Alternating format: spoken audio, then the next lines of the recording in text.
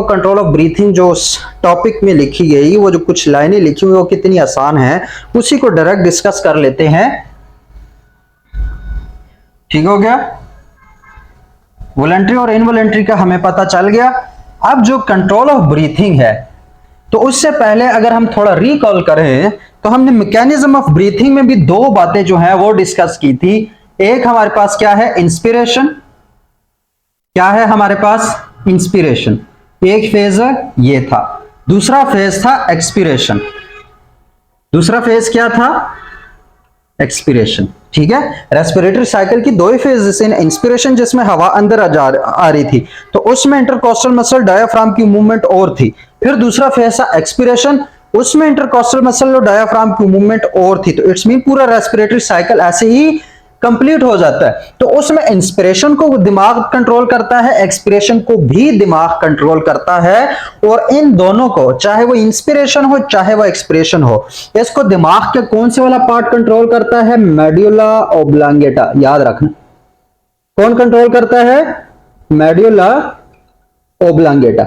ये जो छोटा सा आप लोगों को ये जो स्ट्रक्चर नजर आ रहा है, ये स्ट्रक्चर आपकी ब्रीथिंग सेंटर है। इसी के अंदर ये जो स्ट्रक्चर है, इस स्ट्रक्चर के अंदर आपको बिलफर्ज ऐसे ब्रीथिंग सेंटर में बना रहे हो। इस तरह का ब्रीथिंग सेंटर है जो कि आपके ब्रीथिंग पैटर्न्स को और ये सारे जो कंट्रोल ऑफ ब्रीथिंग है उसका कंट्रोल करने के लिए यहां पे एक सेंटर होता है, जिसको क्या बोलते हैं? ब्रीथिंग सेंटर बोलते हैं। क्या बोलते हैं उसको? Breathing centre. अब ये जो ब्रीथिंग सेंटर है, इसको मैं यहां पे ऐसे बना देता हूं। ठीक है, इसी ये अब याद रखना, ब्रीथिंग सेंटर कहां पे होता है? मेडुला ओब्लांगेटा के अंदर होता है। कहां पे होता है? मेडुला ओब्लांगेटा के अंदर होता है। तो अब ये ब्रीथिंग सेंटर से पहले हमने कुछ और वर्ड्स जो हैं उनको सीखना है। तो उसको सीखने के लिए वर्ड्स कौन कौन से हैं? वेंट्रल, क्या है? एक वेंट्रल, एक डोर्सल, एक लैटरल। ठीक है, ये तीन जो डायरेक्शन है इनको थोड़ा सा समझो। वेंट्रल जो आपके फ्रंट पार्ट होता है, जैसे मैं आपके सामने खड़ा हूं, आप लोग मुझे देख रहे हैं, तो अब जो मैं आपको नजर आ रहा हूं ये मेरी वेंट्रल साइड होगी। ये क्या होगी?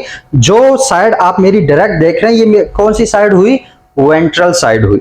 ठीक है, अब मेरी जो पीठ है, ठीक है, वो आप लोगों से दूसरी तरफ है, मेरे दूसरी तरफ पे है, तो वो ये वाली जो, अब ये मेरे जो पार्ट है, अगर मैं ऐसे सामने खड़ा हूं तो मेरे जो पिछली वाला पोर्शन है, जो पीठ वाला पोर्शन है, कमर वाला पोर्शन है, ये डोर्सल साइड है। ये क्या है? डोर्सल पार्ट है। और ये साइड और ये साइड, ये लेटरल व्यूज है, मतलब ये लेटरल पार्ट्स होंगे। ठीक है, तो वेंट्रल, डोर्सल, लेटरल। ठीक है, ये बात समझ आ गई। तो इसी तरीके से जो ब्रीथिंग सेंटर है, अब ये मैं खड़ा हूं, मेरे दिमाग के अंदर ये ब्रीथिंग सेंटर इस तरह का एक स्ट्रक्चर है जो लगा हुआ है, तो लाजमी बात है उसका कुछ पार्ट वेंट्रल साइड पे होगा, कुछ लेटरल साइड पे होगा, कुछ डोर्सल साइड पे होगा। ऐसा ही है। तो यहां पर ये जो ब्रीथिंग सेंटर है उसका बिलफर्ज ये वाला जो पार्ट है, अगर मैं इसको यहां से देख रहा हूं, ये वाला जो पार्ट है ये उसका वेंट्रल पार्ट है। कौन सा पार्ट है? Ventral part. ये मैं कहता हूं कि ये उसका वेंट्रल है। ठीक है, और ये उसके लेटरल हो गई, और ये उसका क्या हो गया? डोर्सल। ये लेटरल हो गए, यहां पे लिख लेते हैं, और ये क्या हो गया? Dorsal part. तो एक वेंट्रल पार्ट जो कि सामने से दिखता है, साइडों वाला लेटरल और पीछे वाला डोर्सल। तो इंस्पिरेशन क्या है हमारे पास? इंस्पिरेशन को कंट्रोल कौन करता है? जो ब्रीथिंग सेंटर का वेंट्रल पार्ट है। कौन सा पार्ट है? Ventral part. So inspiration is controlled by ventral portion, by ventral portion of breathing center, of breathing center। Breathing centre का जो वेंट्रल पोर्शन है वो कंट्रोल करता है किसको? इंस्पिरेशन को। किसको कंट्रोल करता है? इंस्पिरेशन को। और ये बेसिकली किसको कंट्रोल कर रहा होता है? ये कंट्रोल कर रहा होता है दो बातें जो काफी इंपॉर्टेंट है। किसको? दो बातों को कंट्रोल करता है, रेट ऑफ इंस्पिरेशन, क्या है? Rate of inspiration and depth of inspiration. किसको? रेट और डेप्थ, इनको इंक्रीज करता है। अब रेट क्या है और डेप्थ क्या है? रेट ऑफ इंस्पिरेशन का मतलब क्या होता है कि हम 1 मिनट में कितनी बार सांस लेते हैं, दैट इज रेट। जैसे हम नॉर्मल 1 मिनट में 15 से 20 के दरमियान जो सांस लेते हैं, 15 से 20 रेस्पिरेटरी साइकिल्स हमारे चलते हैं, 15 से 20 बार हम रेस्पिरेशन करते हैं। तो ये जो 15 से 20 बार रेस्पिरेटरी साइकिल चलता है, इसको क्या बोलते हैं? Rate of inspiration. इसको क्या बोलते हैं? Rate of inspiration. Depth of inspiration क्या होता है कि हम कितनी लंबी सांस लेते हैं। जैसे कि नॉर्मल में हम सांस ले रहे हो तो इतनी लंबी नहीं होती, लेकिन इसका मतलब क्या है? जो डेप्थ ऑफ इंस्पिरेशन है वो इंक्रीज कर गया, हम लंबी लंबी सांसें ले रहे हैं। खास तौर पर कोई अगर कोई डर जाता है बंदे, या कोई बहुत ज्यादा भाग जाता है, भाग लेता है, दौड़ लेता है, तो उसके बाद क्या है कि रेट भी इंक्रीज कर जाता है और डेप्थ भी इंक्रीज, हम लंबी लंबी सांसें लेना शुरू कर देते हैं। अब नॉर्मल पोजीशन में ऐसे नहीं होता, तो वहां पे डेप्थ थोड़ी कम होती है। यहाँ पे जब लंबी सांसें लोगे that will be depth of inspiration. जबकि रेट क्या है कि कितनी बार रेस्पिरेटरी साइकिल चल रहा है, कितनी बार तुम लोग इंस्पायर कर रहे हो। मतलब नॉर्मल अगर मैं बात करते हैं तो हम 15 से 20 बार रेस्पिरेटरी साइकिल कंप्लीट करते हैं। लेकिन जब हम दौड़ते हैं या कोई और इस तरह का सीन होता है जिसमें बहुत मुश्किल काम होता है, या बहुत बंदा डर जाता है, या कोई और भी सीन्स हो सकते हैं, तो उस दौरान जो है फिर हमारे जो रेट ऑफ इंस्पिरेशन है वो इंक्रीज कर जाता है। हम जल्दी जल्दी सांसें ले रहे होते हैं, ज्यादा सांसें लेते हैं, डेप्थ में जाके सांसें लेते हैं। तो उन सारों को कंट्रोल क्या करता है? वो हमारे पास बेसिकली इंक्रीज किसको करता है? Rate and depth of inspiration को। कौन? Ventral portion of the breathing centre. इस ब्रीथिंग सेंटर का जो वेंट्रल पोर्शन है वो इस इंस्पिरेटरी साइकिल, इंस्पिरेशन को जो है वो क्या कर लेता है?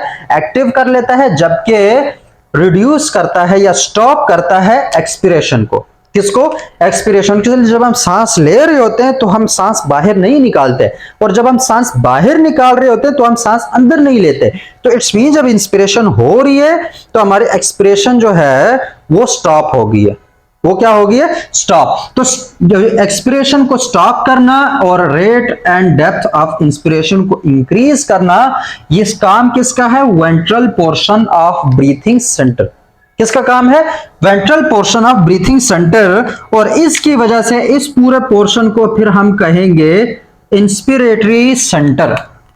इसको क्या बोलेंगे? दिमाग के मेडुला के अंदर, ब्रीथिंग सेंटर के अंदर जो सेंटर इंस्पिरेशन को कंट्रोल करेगा उसको बोलते हैं इंस्पिरेटरी सेंटर। उसको क्या बोलते हैं? Inspiratory centre. ठीक हो गया। जबकि जो हमारे पास डोर्सल है और जो लेटरल है, ये दोनों मिलके एक्सपिरेटरी सेंटर बनाएंगे। क्या बनाएंगे? एक्सपिरेटरी सेंटर, जिसमें इसके उलट होगा, और ये हमारे पास इंस्पिरेशन को जो है रोकेंगे, जबकि एक्सपिरेशन को एक्टिवेट करेंगे। कौन से वाले पार्ट? डोर्सल और लेटरल। ज्यादा गहराई में नहीं जा रहे, इसमें बहुत ज्यादा कॉन्सेप्ट छुपे हुए हैं, लेकिन अभी के लिए इतना पता होना चाहिए। ब्रीथिंग सेंटर का जो डोर्सल है, मतलब जो पिछला पार्ट है, और जो लेटरल पार्ट है, वो किसको कंट्रोल कर रहे होते हैं? एक्सपिरेशन को कंट्रोल कर रहे होते हैं, इसलिए उनको बोलते हैं एक्सपिरेटरी सेंटर।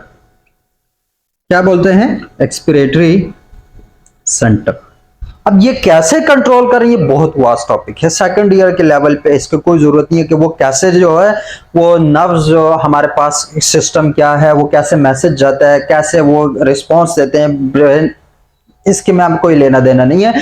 फिलहाल हमने सिर्फ ये देख लिया कि ब्रेन का कौन सा पार्ट, मेडुला ऑब्लिंगेटा जो है, उसके अंदर ब्रीथिंग सेंटर होता है जो कि ब्रीथिंग मैकेनिज्म को कंट्रोल कर रहा होता है। और उस ब्रीथिंग सेंटर में भी वेंट्रल पोर्शन जो है वो इंस्पिरेटरी सेंटर होता है, मतलब वो इंस्पिरेशन को कंट्रोल करता है, जबकि जो उसका डोर्सल साइड पोर्शन है और जो लेटरल पोर्शन है वो एक्सपिरेटरी सेंटर है, और वो एक्सपिरेशन को कंट्रोल करता है। और इस तरीके से हमारे पास ब्रीथिंग हो रही है, तो सिंपल सा था। तो फिर लिम्बिक सिस्टम और सेरेब्रल कॉर्टेक्स, ये बड़ा इंपॉर्टेंट है। हमने बात क्या की थी कि ये जो हमारे पास हैंड ब्रेन है, ये ज्यादातर इनवॉलेंट्री एक्शंस को कंट्रोल करता है। किसको कंट्रोल करता है? इनवॉलेंट्री एक्शंस को कंट्रोल करता है। तो जब ये इनवॉलेंट्री एक्शंस को कंट्रोल कर रहा है तो इट्स मीन कि अब मेडुला ऑब्लिंगेटा ही ब्रीथिंग को भी कंट्रोल कर रहा है, रेस्पिरेशन को भी ये कंट्रोल कर रहा है। तो ये रेस्पिरेशन क्या हुआ हमारे पास? इनवॉलेंट्री एक्शन हुआ। लेकिन बसा औकात ये चीज हम देखते हैं कि हम चाहें तो अपनी सांस रोक सकते हैं। क्या है? हम चाहें तो कंट्रोल कर सकते हैं। अब बाज दफा क्या होता है कि वो कॉन्शियसली होते हैं, मतलब अपने होश में हमें पता होता है कि मैं अपनी सांस रोक रहा हूं, ठीक है। और बाज दफा वो अनकॉन्शियसली होता है, मतलब हमें नहीं पता होता लेकिन हमारी सांस रुकी हुई होती है। क्या है? हमें नहीं पता होता लेकिन हमारी सांस जो है वो रुकी हुई होती है। अब इसमें कहो ये कब होता है, बताता हूं। ये जो सारा सीन है ना, इसको जो सेरेब्रल कॉर्टेक्स है, ये जो आउटर लेयर है, ये इसको कंट्रोल कर रहा होता है। किसको कंट्रोल कर रहा होता है? जो सेरेब्रल कॉर्टेक्स है,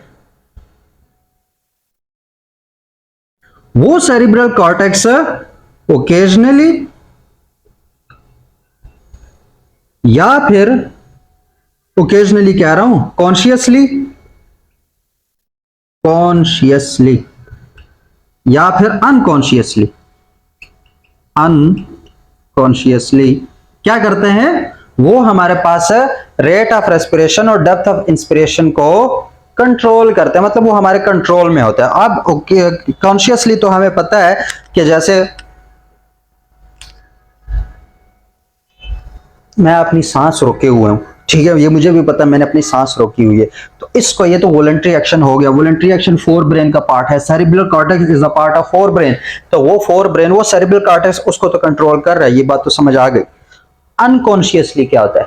अनकॉन्शियसली क्या है कि अगर हम बेहोश हो जाएं तो ये वो वाला मतलब नहीं है इसका, जो अगर हम बेहोश हो जाएं वो तो फिर हमारे पास ये वाला सिस्टम एक्टिव हो जाता है, वहां पे सेरेब्रल कॉर्टेक्स का काम नहीं होता। अनकॉन्शियसली मतलब हमें पता भी नहीं होता, होते हम होश में हैं लेकिन हमें नहीं पता कि हमारा सेरेब्रल कॉर्टेक्स यूज हो रहा है। कैसे? जब हम खांसते हैं, क्या करते हैं?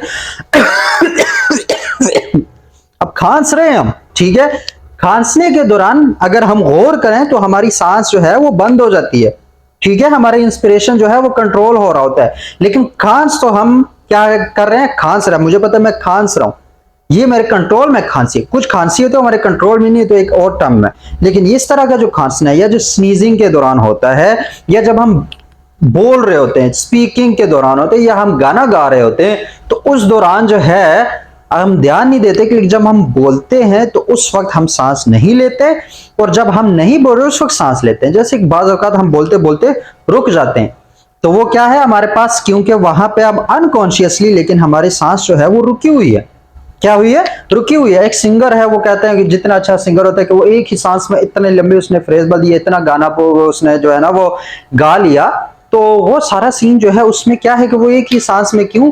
क्योंकि बोलने के दौरान अब हम कॉन्शियस है, लेकिन बोलने के दौरान अगर हम गौर करें तो हमारी सांस जो है वो रुकी हुई है, तो इट्स मीन ये भी हमारे कंट्रोल में है। हम चाहें तो उस सांस को बहाल कर सकते हैं बाय क्या करें? हम बोलना छोड़ दें तो सांस जो है वो दोबारा आना शुरू हो जाती है, लेकिन इसको भी थोड़ा बहुत हमारे वॉलंटरी एक्शंस में है। तो वो जो कॉन्शियसली या अनकॉन्शियसली की बुक में बात हुई वो इन टर्म्स में हुई है, तो उसमें भी सेरेब्रल कॉर्टेक्स जो है उसको वॉलंटरली, मतलब हमारे इख्तियार में होने के हैसियत से उसको क्या कर रहा है? कंट्रोल करता है। किसको? रेट और डेप्थ ऑफ इंस्पिरेशन को। ये बात भी होगी कि सेरेब्रल कॉर्टेक्स जो है वो कैसे इसको कंट्रोल करता है। तीसरी बात, जो इमोशंस आते हैं लिम्बिक सिस्टम से। ये कौन सा system? Limbic system. Limbic system के बारे में हमने अभी बहुत ही डिटेल से डिस्कस किया कि लिम्बिक सिस्टम के थ्रू जो इमोशंस हैं वो भी क्या करते हैं, वो भी हमारे पास रेस्पिरेटरी सिस्टम को या हमारे पास रेस्पिरेशन को इफेक्ट कर सकते हैं। कैसे? यही लिम्बिक सिस्टम है जो कि हमें कहता है कि तुझे मोहब्बत हो गई है, तू नफरत है, तुझे डर लगा हुआ या कोई भी सीन है। अब वहां पे हमारा लिम्बिक सिस्टम इन्वॉल्व हो जाता है। बिलफर्ज हम कोई स्केरी चीज, कोई डरावनी चीज देख लें तो क्या होता है कि हमारे पास जो रेट ऑफ इंस्पिरेशन है उस पर डायरेक्टली इफेक्ट पड़ता है, या तो हमारी सांस ही बंद हो जाती है या हमारी सांस तेज हो जाती है। तो ये सारा सीन क्या है? इमोशंस के थ्रू है। क्या है? इमोशंस के थ्रू है। या फिर बहुत ज्यादा तुम सैड हो तो तुम्हारी सांस, मतलब जो सांसें हैं वो उसका रेट ऊपर होना शुरू हो जाता है। तो वो सारा के जो इमोशंस आते हैं ना लिम्बिक सिस्टम से, लिम्बिक सिस्टम ये वही वाला है, एमाइगडाला वाला और हाइपोथैलेमस वाला और तीसरे वो हिप्पोकैम्पस वाला, ये सारा लिम्बिक सिस्टम है। तो ये लिम्बिक सिस्टम हमारे इमोशंस को जनरेट करता है। तो वो लिम्बिक सिस्टम के थ्रू जो इमोशंस आते हैं वो भी इफेक्ट कर सकते हैं हमारे रेस्पिरेटरी सिस्टम को, या रेस्पिरेटरी रेट को जो है वो इफेक्ट कर सकते हैं। वो जो इमोशन, गुस्से में जो है बंदा बहुत ज्यादा गुस्से में हो, बंदा बहुत ज्यादा मोहब्बत में हो, बंदा बहुत ज्यादा नफरत में हो, या सेक्सुअल अराउजल के दौरान, ये सारा सीन जो अब ये इमोशंस है सारे, और इन इमोशंस किस कहां से आ रहे हैं? लिम्बिक सिस्टम से आ रहे हैं। और वो जो इमोशंस हैं वो भी हमारे रेस्पिरेटरी सिस्टम को क्या कर सकते हैं? अफेक्ट कर सकते हैं। अब वो कैसे अफेक्ट करते हैं, क्या उनके अंदर मैकेनिज्म है, किस तरह ब्रेन वर्क करता है, बहुत ही कॉम्प्लेक्स सिस्टम है। सेकंड ईयर पे इतना ज़्यादा हमें इसके बारे में सोचने की ज़रूरत नहीं है। बाकी जो ब्रेन के पार्ट्स हैं और इसके जो फंक्शन है, छोटे छोटे पार्ट जो यहाँ पे मैंने बनाए भी नहीं और ना उनको डिस्कस किया, उसको इंशाल्लाह हम नर्वस कोऑर्डिनेशन में कंप्लीटली डिस्कस कर लेंगे। अभी के लिए जो कंट्रोल ऑफ ब्रीथिंग या वेंटिलेशन, जो रेस्पिरेटरी सिस्टम, रेस्पिरेशन वाले चैप्टर में छोटा सा बताया गया, वो इंपॉर्टेंट है कि उसमें कौन कौन से पार्ट इन्वॉल्व होते हैं। मेनली जो है वो इनवॉलंटरी एक्शन जो है वो हमारे पास मेडुला ऑब्लंगेटा के थ्रू होता है, जिसके अंदर एक ब्रीथिंग सेंटर होता है, उसका वेंट्रल पोर्शन इनहेलेशन को कंट्रोल करता है, उसका डोर्सल पोर्शन एक्सहेलेशन को कंट्रोल करता है। लेकिन सेरेब्रल कॉर्टेक्स भी कॉन्शियसली अनकॉन्शियसली जो है वो voluntary actions of respiratory system को कंट्रोल कर सकते हैं। इसी तरीके से जो लिम्बिक सिस्टम है वो भी उसके थ्रू जो हमारे पास इमोशंस उठते हैं, जागते हैं, उनके थ्रू भी रेस्पिरेटरी सिस्टम इफेक्ट हो सकता है। तो that was all about control of breathing in context of biology class 12। तो होप्स हो कि आपको काफी सारी चीजों का पता चल गया होगा, कुछ नई बातें भी सीख ली होंगी, और मुझे नहीं लगता कि इसमें कोई पॉइंट जो इस टॉपिक में मेंशन किया अगर वो रह गया हो, तो अगर फिर भी कोई रह जाता है तो कमेंट कर लिया करो। और उसके साथ मुझे इजाजत दो, मिलते हैं इंशाल्लाह एक और लेक्चर में एक और टॉपिक के साथ। तब तक के लिए अपना ख्याल रखना और मुझे दुआओं में याद रखना। अल्लाह हाफिज।